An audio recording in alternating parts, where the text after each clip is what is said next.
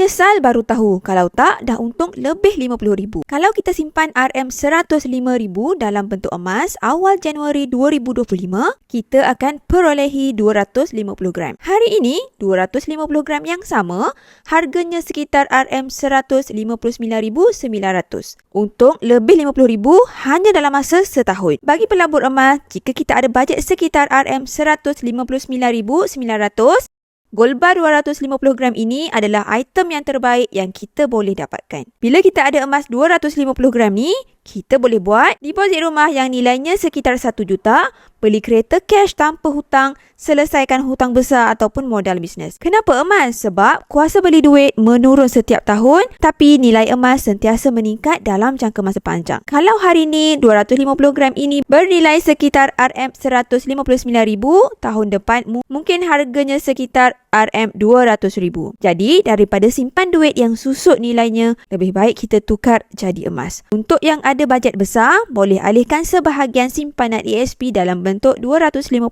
gram ini sebab purata kenaikan emas adalah lebih tinggi daripada dividen ESP. Untuk yang ada bajet kecil, boleh mula simpan sikit-sikit melalui akaun EmasCap. Sikit-sikit pun kita boleh capai 250 gram. Nak mula simpan emas, boleh isi borang sign up untuk saya bimbing langkah-langkah simpanan emas yang terbaik.